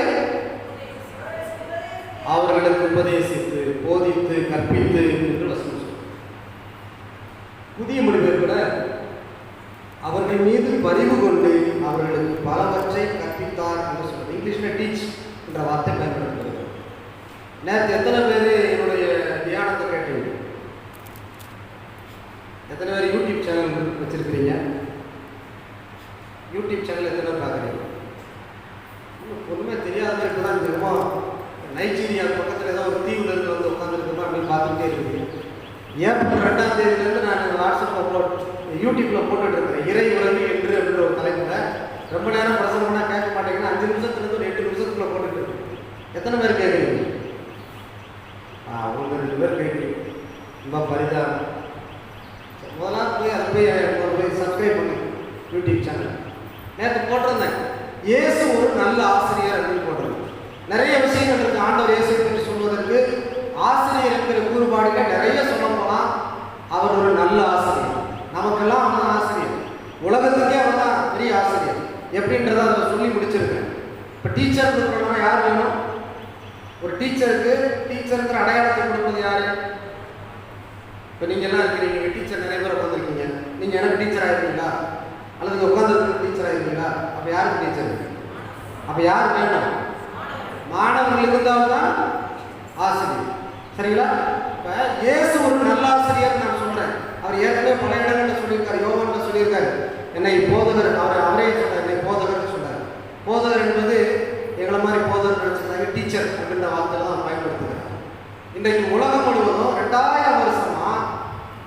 அதிகமான எண்ணிக்கையில் மாணாக்கர்களை கொண்டிருக்கிற ஒரே ஆசிரியர் யாரு? யாரு? நீங்கள் நான் யாரு? ஏசாமிக்கு நீங்க யாரு? மாணவர்கள். இயேசுவை குருன்னு சொன்னா குருவுக்கு சீடர்கள் தான். அவர் ஆசிரியர் தான், நம்மளாம் மாணவர்கள். அப்போ ஒரு பெரிய ஆசிரியராக, ஒரு சிறந்த தலை சார்ந்த ஆசிரியராக ஆண்டு இருக்கிறார். அவர் கற்றுத் தருகிற முறையை தான் நான் சொல்றேன். 34வது வசனத்துல அவர்கள் மீது என்ன சொன்னாரா? பரிவு கொண்டு பலவற்றை கற்பித்தார். அப்ப ஆசிரியர்களுக்கு இருக்க வேண்டிய மிக முக்கியமான குவாலிட்டி அப்படின்னு என்ன குவாலிட்டி வேணும்? மாணவர்கள் மீது பரிவு கொண்டு. நான் இடையில ஒரு யூடியூப்ல ஒரு செய்தி பார்த்தேன். ஒரு தேர்வு எழுதுகிற அறைக்கு 10:30 மணிக்குள்ள, 10 மணிக்கு தேர்வு தொடங்குது, 10:30க்குள்ளாக மாணவர்கள் தான் அனுமதிக்கலாம். 10:30க்கு மேலே வர மாணவர்களுக்கு அனுமதி இல்லை. ஆனால் ஒரு பையன் 10:30 மணிக்கு பெல் அடிக்கிறாங்க, பெல் அடிச்சப்ப உள்ள வர்றான். ஆனால் ஆசிரியர் அவனை வகுப்புகள் அந்த பரீட்சை ரூமில் கொடுத்து விட்டு கொஸ்டின் பேப்பர் கொடுத்துட்டாரு. அவன் பரீட்சை உட்காந்துட்டான். ஆனால் அது தூரமாக இருந்தால் அந்த அதிகாரி அன்னைக்கு பார்த்து சிஓ வந்திருக்கிறார் விசிட்டுக்கு, அவர் பார்த்துட்டார். பெல் அடிச்சப்போ தான் அந்த பையன் உள்ளே போகிறான். உடனே நேராக அதை வந்து வாத்தியார்ட்ட கேட்குறேன், இந்த பையன் எப்போ வந்தான்? பெல் அடிக்கிறதுக்கு முன்னாடி வந்தான்னு வாத்தியார் சொல்கிறார். உடனே அங்கே இருக்கிற பையங்களாம் பார்க்குறாங்க. பையன்களை சொல்கிறாங்க, பையனை பார்த்து கேட்குறாரு அந்த அதிகாரி, இந்த பையன் எப்போ வந்தான்? பெல் அடிக்கிறதுக்கு முன்னாடி வந்தான். இப்போ யார் பொய்யாகிறாரு? அதிகாரி பொய்யானாலாம் மாறிடுறாரு. ஏன்னா அவர் வந்து பார்த்தது உண்மை, பெல் அடிச்சப்போ தான் உள்ளே வர்றான். ஆனால் ஆசிரியரும் அந்த மாணவர்கள் என்ன சொல்கிறாங்க? பெல் அடிக்கிறதுக்கு முன்னாடியே வந்துட்டான்னு சொல்கிறாங்க. சரி, பரீட்சைலாம் முடிஞ்சது, பேப்பர்லாம் வாங்கி வச்சாச்சு. அந்த அதிகாரி பரீட்சை முடிஞ்ச போகிற அந்த ஆட்டை கேட்டார் வாத்தியார், அந்த பையன் எப்போ வந்தான்? பெல் அடிச்சு போனால் தானே பெல் அடிக்கிறதுக்கு முன்னாடியே வந்துட்டான். விட்டாச்சு. ஒரு 2-3 மாதம் கழிச்சு திரும்ப பார்க்குறாரு அந்த சிஓ அந்த வாத்தியாரை. இப்போ யாரும் சொல்லுங்க, பரீட்சைலாம் முடிஞ்சு ரிசல்ட் எல்லாம் போட்டாச்சு, அந்த பையன் பெல் அடிச்சதுக்கு முன்னாடி வந்தாங்க. பெல் அடிக்கிறதுக்கு முன்னாடியே வந்துட்டான். ரிட்டையர்ட் ஆகிறதுக்கு முன்னாடி கேட்குறாரு அந்த சிஓ. அப்பயும் சொல்கிறான் அந்த பையன், அந்த போதும் அந்த வாத்தியார் சொல்கிறாரு, பையன் பெல் அடிக்கிறதுக்கு முன்னாடி தான் வந்தான். இவர் ரொம்ப எரிச்சலாகி, ஏன் சொன்னதையே திரும்ப திரும்ப சொல்கிறேன், நான் தான் என் கண்ணாரை பார்த்தேன், பெல் அடிச்சப்போ தான் ஏன் வந்தான் அப்படின்னு சொன்னார். அப்போ தான் அந்த வாத்தியார் சொன்னாராம், அவன் பெல் அடிச்சது கூட வந்தாங்கிறது தான் உண்மை. ஆனால் இன்னைக்கு வரைக்கும் நான் ஏன் மாற்றாம அதுக்கு முன்னாடி தான் வந்தான்னு சொல்லிகிட்டே இருக்கேன்னா, அன்னைக்கு அவங்களுடைய அப்பா இறந்து போயிட்டாரு. அவங்க அப்பாவை இறந்த அப்பாவை வீட்டில் படுக்க போட்டு எதுக்கு வந்திருக்கான்? பரீட்சைக்கு தான் வந்திருக்கிறான். அப்போ அவன் லேட்டாக வந்தால் கூட அவன் லேட்டாக வரல, சீக்கிரமாக வந்தால் தான் சொல்லணும். இனி எத்தனை முறை கேட்டாலும் என்ன சொல்லுவேன்? அவன் சீக்கிரமாக வந்தான்னா பெல் அடிக்கிறதுக்கு முன்னாடி தான் வந்தான்னு சொல்லுவேன்னு சொன்னான். இது எதை காட்டுகிறதுன்னு சொன்னால், அந்த மாணவன் மீது ஆசிரியர் கொண்டிருந்த பரிவை காட்டுகிறது. அவன் மீது அவர் இறக்கப்பட்டதை காட்டுகிறது. எத்தனை ஆசிரியர்கள் நம்ம மாணவர்களை பார்த்து பரிவோடு நடந்து கொள்வோம்? லேட்டாக வந்த உடனே என்ன செய்யணும்? கம்பு எடுத்து அடிக்கணும். அடிப்பதற்கு இந்த காலத்தில் அனுமதி இல்லை, அது வேற விஷயம். நான் +1 +2 வரலையும் எங்கள் வகுப்புகள் அடி வாங்கிறத பார்த்துருக்கேன். ஆசிரியர்கள் அடிக்கிறது அது அந்த காலம். இப்போ அடிக்கிறதுக்கு அனுமதி இல்லை. ஆனால் ஆசிரியருக்கு என்ன வேணும்? பரிவு. யார் மாதிரி? இயேசுவை போல பரிவு. 2 எடுத்துக்காட்டு நான் சொல்ல. வெளிநாட்டில் ஒரு பள்ளிக்கூடத்துக்கு ஒரு பையன் டெய்லி தாமதமாக வந்துக்கிட்டே இருக்கும். அப்போ அந்த வாத்தியார் அவனை டெய்லி அடிப்பார், கை கேட்டுவான், அடித்தோன்னா போய் உட்காந்துருவான். இப்படியே தொடர்ந்து நடந்துக்கிட்டே இருந்துச்சு. ஒரு 10-20 நாள் டெய்லி லேட்டாக வந்துட்டே தான் அடிச்சுக்கிட்டே இருந்தார். அவனும் வாங்கிட்டு போய் உட்காந்துட்டான். ஒரு நாள் திடீர்னு இந்த பையன் ஏன் லேட்டாக வர்றான்றதை பார்க்கறதுக்காக அந்த வாத்தியார் அவன் வீட்டில் இருந்து கிளம்புற அந்த நேரம் வந்து அவனை பார்த்து வாட்ச் பண்ணுறது முயற்சி பண்ணான். அப்போ பார்த்தா அவன் வீட்டில் இருந்து தள்ளி வண்டியில் இந்த வீல் சேரில் அந்த பையனுடைய அம்மாவை வச்சு தள்ளி கொண்டு வந்து அவனோட வேலை செய்கிற ஆஃபீஸில் விட்டுட்டு அவன் எங்கே வரான்? ஸ்கூலுக்கு வரான். இதை அந்த ஆசிரியர் ஒரு நாள் பார்க்கிறான். மறுநாள் அந்த பையன் அதே மாதிரி லேட்டாக வரான். போனவங்க வழக்கம் போல ஆசிரியரிடத்தில் கையை நீட்டினான். ஆசிரியர் என்ன செய்வார்? ஆசிரியர் என்ன செய்யணும்? வழக்கமா அடிச்சுட்டு போய் உட்காருன்னு சொல்லுவார். ஆனால் அன்னைக்கு என்ன செஞ்சார்? அடிக்கல. அவர் அந்த கம்பை பையன்கிட்ட கொடுத்து அவர் கையில் அந்த பையன் அடிக்க சொன்னார். அவன் என்ன செய்வான்? நம்ம அடிப்பானா? அன்றைக்கு அவர் அந்த தவறை உணர்ந்து விட்டார்.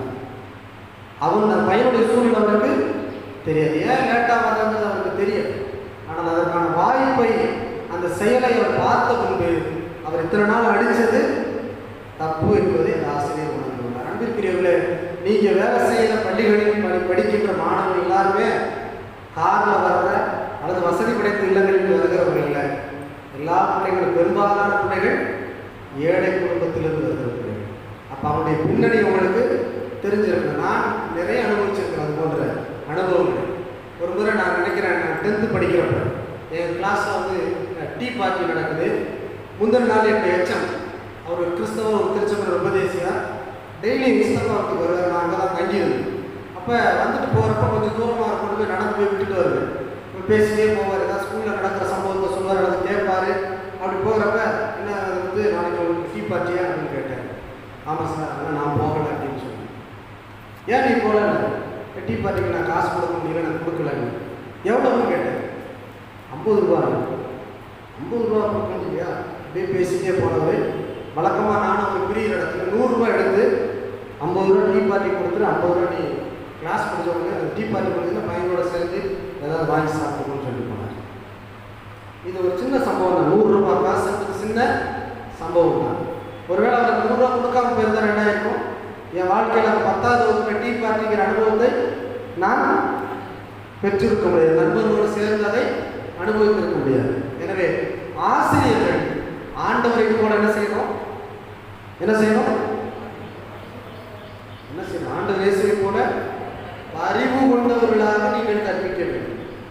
அது மட்டும் அவர் சொல்லலை, அதற்கு பின்னாடி ஒரு விஷயத்தை சொல்றாரு, அவர் பகிர்ந்து கொடுக்கிறார் என்பதை பார்க்கணும். ஆசிரியர்கள் என்பவர்கள் ஆண்டவர் இயேசுவை போல சில நல்ல புதிய முறைகளை பின்பற்ற வேண்டும். நல்லா கவனிச்சிங்கன்னா தெரியும், ஆண்டவருடைய அணுகுமுறை என்பது வித்தியாசமான அணுகுமுறை. அவர் புதிய அணுகுமுறைகளை அவர் கற்றுத்தருகிறதாக பார்க்கிறோம். 39வது வசனம் 40வது வசனம் அதை பார்த்தீங்கன்னா தெரியும், அவர் எல்லாரையும் வரிசையாக அமர சொல்லுங்கள் என்று சொல்லி அதன் பின்பு அங்கிருந்த அப்பத்தையும் மீனையும் அவர் பகிர்ந்து கொடுக்கிறார் என்று பார்க்கிறோம்.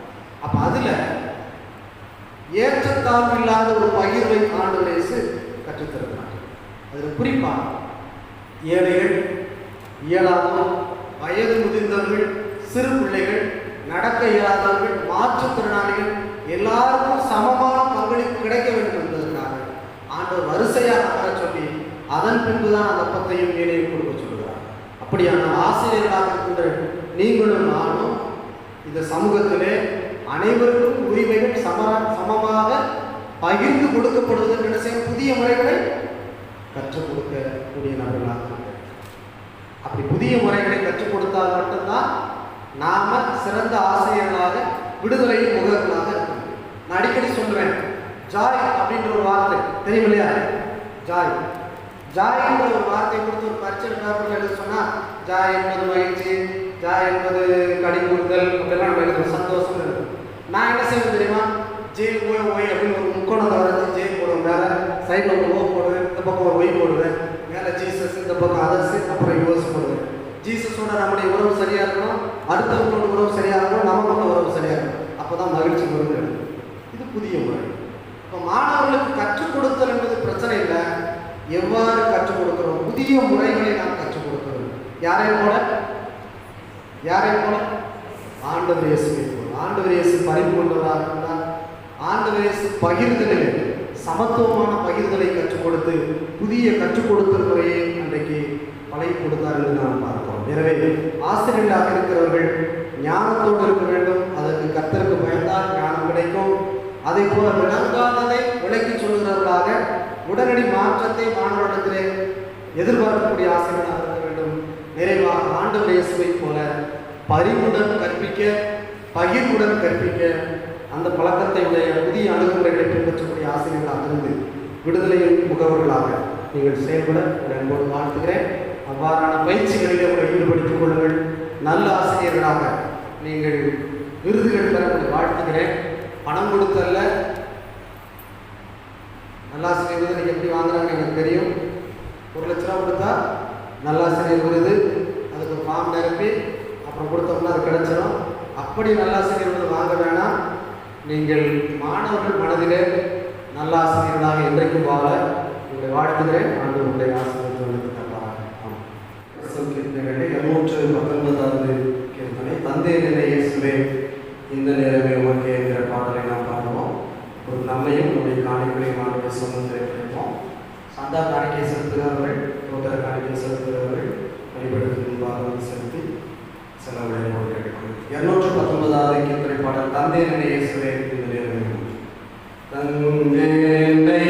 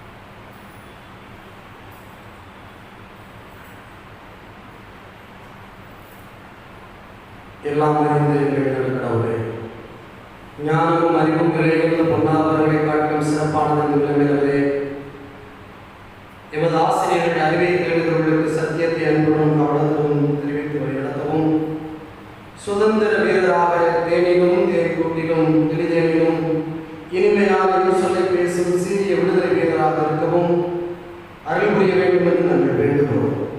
குறிப்பாக எங்களுடைய திருச்சபை சார்ந்திருக்கின்ற ஆசிரியர்களுக்காக சமூகத்தில் மன்றாடுகிறோம். குறிப்பாக பணி நிறைவு அடைந்திருக்கின்ற ஆசிரியர்களுக்காக வேண்டுதல் செய்கிறோம். அவருடைய பணிக்காலங்களில் உடனிருந்து அநேகரை உருவாக்கக்கூடிய பணியிலே அவரை பயன்படுத்தி நன்றி செலுத்துகிறோம். இப்பொழுதும் பணியிலே பணியாற்றி வருகிற அனைத்து ஆசிரியர்களுக்காக வேண்டுதல் செய்கிறோம்.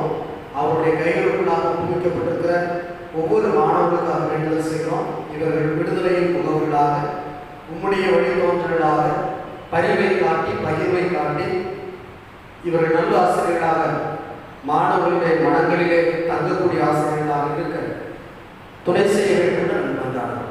பணியை நிமித்தம் இவர்கள் பயணப்படுகிற பொழுது பயணங்களை வாய்க்க பண்ணும், உடல் சுகம் தரணை தந்தனம். குறிப்பாக இந்த கொரோனா தொற்றுக்கு பின்பாக பள்ளிகள் திறக்கின்ற பொழுது பாதுகாப்போடு பள்ளிக்கு செல்கின்ற மாணவர்களுக்கும் பாதுகாப்பை இவர்கள் கற்றுக் கொடுக்க அவர் துணை செய்கிறார் என்று நினைக்கிறோம்.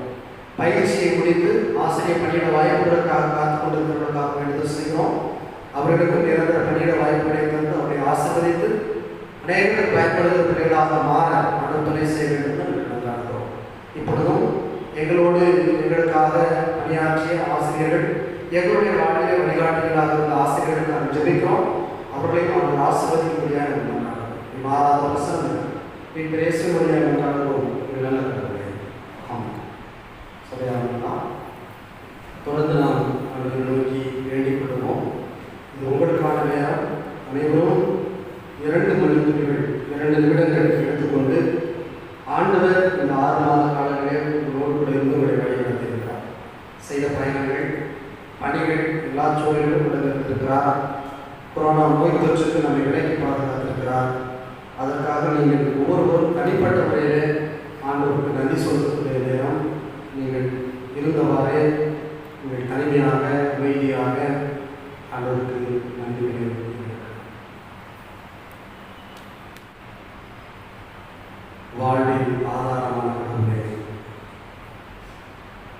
உடலளவிலும் மனதளவிலும் பல்வேறு பாதிப்புகளை நாங்கள் சந்தித்து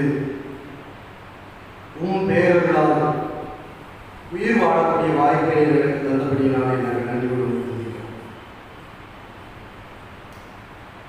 எங்களுடைய வலிமை குறைவு, எங்களுடைய ஆற்றல் குறைவு, எங்களுடைய ஆரோக்கியம் குறைவு. ஆனாலும் இவைகளின் ஊடாக எம்மையும் உம்முடைய வலிமையால், உம்முடைய ஆற்றலால், உம்முடைய ஆரோக்கியத்தால் தாங்கிய வழிநடத்தினைக்காக நாங்கள் நன்றிகளை வைக்கின்றோம். இந்த கொரோனா தொற்று காலங்களிலும் உம்முடைய இருத்தல் நிலையை உணர்ந்து கொள்ள எங்களுக்கு மாற்றம் தந்தீர். எங்களை சுற்றிலும் அநேக இந்த நோய் தொற்றுக்கு பாதிக்கப்பட்ட நிலையிலும், பாதிப்பை சந்தித்த நிலையிலும் நீர் எங்களை பத்திரமாய் பாதுகாத்துக் கொண்டீர். அது எங்கள் நீதியினால் அல்ல, எங்களுடைய செயல்களினால் அல்ல, உடைய கிருபையினால் என்பதை நாங்கள் எடுத்துக்கொள்கின்றோம். நாங்கள் செய்கிற வேலைகளில் உமது ஞானத்தையும் உமது அன்பையும், எமது இதயங்களினுடைய செயல்பாடுகளிலே உமது அமைதியையும் எங்களுக்கு வழங்குகிறார். அன்பு நிறைந்தாகவே உலகமெங்கும் தீவிரமாய் தொற்று பரவி அநேக உயிர்களை உறவுகளிலிருந்து பிரித்து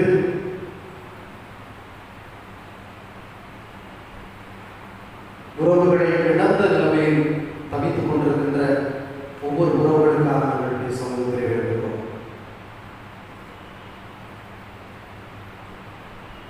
பெற்றோரை இழந்த பிள்ளைகள், பிள்ளைகளை இழந்த பெற்றோர், கணவனை இழந்த மனைவி, மனைவியை இழந்த கணவர்கள், உறவுகளாக ஏங்குகிற நிலையை நாங்கள் அறிவுடைய சமூகத்தில் கொண்டாடுகிறோம். உடன் வாழ்ந்தவர்களுடைய முகங்களை கூட பார்க்க இயலாத நிலைமையிலே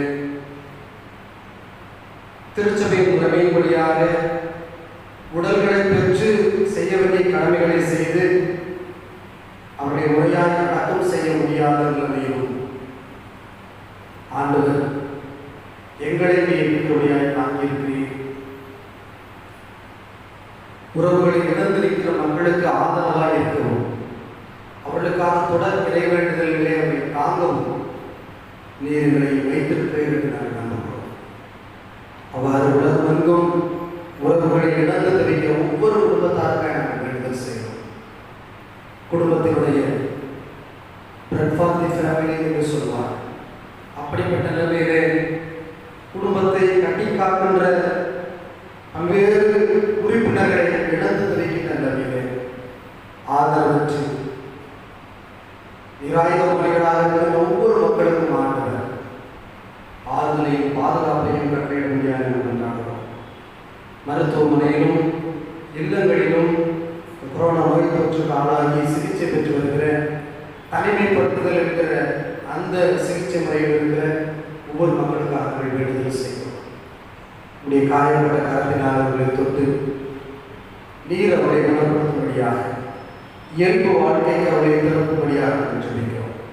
எங்களுடைய ஐக்கியத்திலும் அநேகர் பலவீனத்தோடு கொண்டு அப்படிப்பட்ட பலவீனப்பட்ட மக்களை ஆண்டு தாங்க வேண்டும் என்று நாங்கள் கொண்டாடுகிறோம். விரைவாக இயல்பு நிலைக்கு திரும்ப நாங்கள் ஒருவரை ஒருவர் சந்தித்து எங்கள் உறவுகளை புதுப்பித்துக் கொள்ள ஆண்டவர் வாய்ப்பு தர வேண்டும் என்று நாங்கள் கொண்டாடுகிறோம். நோயற்றோரை பராமரிக்கின்ற அனைவருக்கும், சேவை செய்கிற அனைவருக்கும் ஆண்டு நல் ஆயுஷ், நல்ல ஆற்றலை தரும்படியாக நாங்கள் சொல்லிக்கிறோம். குறிப்பாக மருத்துவர்கள், செவிலியர்கள், தூய்மை பணியாளர்கள், காவல் பணியாளர்கள், வருவாய்த்துறை அலுவலர்கள், அரசியல் தலைவர்கள் ஒவ்வொருவருக்காக வேண்டுதல் செய்வோம். மக்கள் நலனிலே தங்களை முழுமையாய் ஒப்படைத்து செயல்படுகிற ஒவ்வொருவருக்கும் பாதுகாப்பை கட்டளையிடும்படியாக நாங்கள் வேண்டுகிறோம். மத்திய மாநில அரசு துறைகளிலேயே நல்ல மருந்துகளை உருவாக்க, தடுப்பூசிகளை கண்டுபிடித்து அது விரைவிலேயே மக்களுக்கு கொடுக்க ஆலோசனை செய்ய வேண்டும் என்று நாங்கள் கொண்டாடுவோம். நாங்கள் சார்ந்திருக்கின்ற தென்னிந்திய திருச்சபை என்கிற மிகப்பெரிய திருச்சபைக்காக நன்றி செலுத்துகிறோம். இருக்கின்ற 24 பேராயங்களையும் காலத்தில் படிக்கிறோம். எல்லா பேராயர்களும் பாதுகாவல் இருக்கிறார். எல்லா பேராயர்களும் பணியாற்றுகிற ஆயர்களும் பாதுகாவல் இருக்க வேண்டும் என்று நாங்கள் கொண்டாடுவோம். இந்த நாளிலும் சிறப்பாக இந்தியாவில் இருக்கின்ற அருணாச்சல பிரதேசத்துக்காக ஜெபிக்கிறோம். அந்த மாநிலத்தில் இருக்கின்ற கிறிஸ்தவ திருச்சபைகளுக்காக ஜெபிக்கிறோம். நடைபெற்ற ஊழியர்களை ஆண்டு ஆசீர்வதியும். மலை சார்ந்த பகுதியில் வாழ்கிற மக்களுக்கு பாதுகாப்பை கட்டிட தென்னிந்திய திருச்சபைகளே, மத்திய கர்நாடக பேராயத்துக்காக அந்த பேராயத்துடைய பேராயர் அருட்பெருந்து P.K. சாமுவேல் ஐயாவுக்காக ஜெபிக்கிறோம். அவருடைய இணைந்து பணியாற்றுகிற 96 ஆயர்களுக்காக, அனைத்து ஆயர்களுக்காக ஜெபிக்கிறோம்.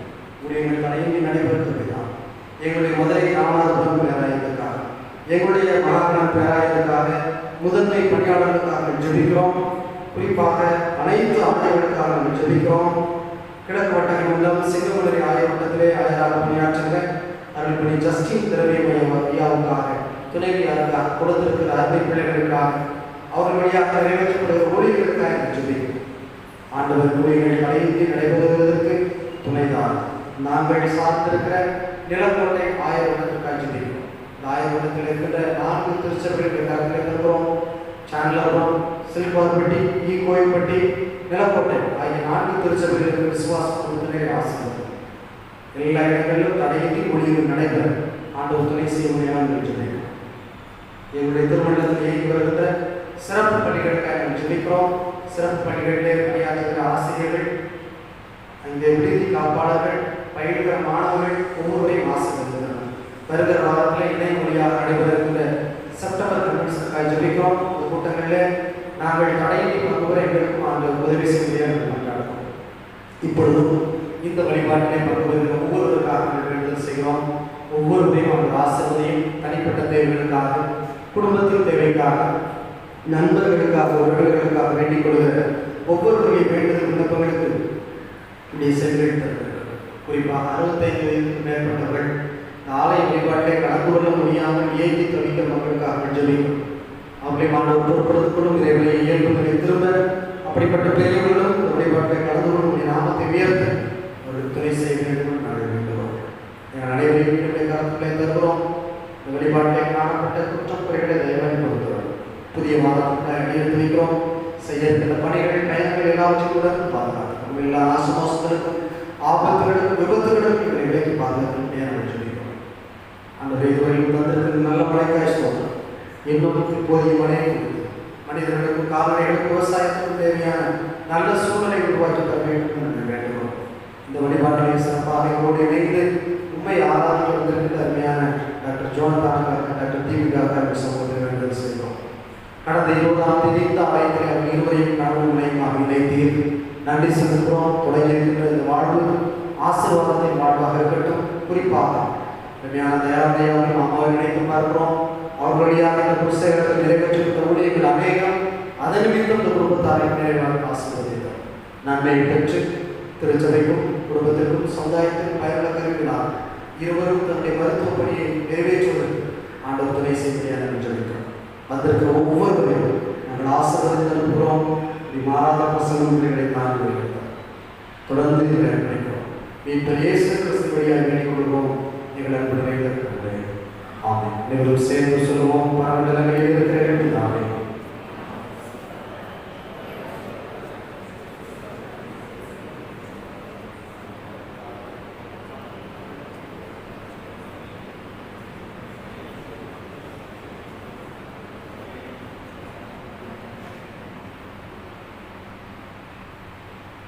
ஆண்டவருடைய ஆசீர்வாதத்தை பெற்றுக்கொள்வோம். தாயும் தந்தையுமாய் கடவுளையாகும் மைந்தராகிய இயேசு கிறிஸ்துவின் தூய ஆவியுடைய உத்தரவும் பாதுகாப்புக்காக நாம் அனைவரும் நம்முடைய எதிர்கால நல்வாழ்வு இன்று நம்ம அனைத்து நாட்களும் நீடித்து நிலைத்திருக்கிறோம்.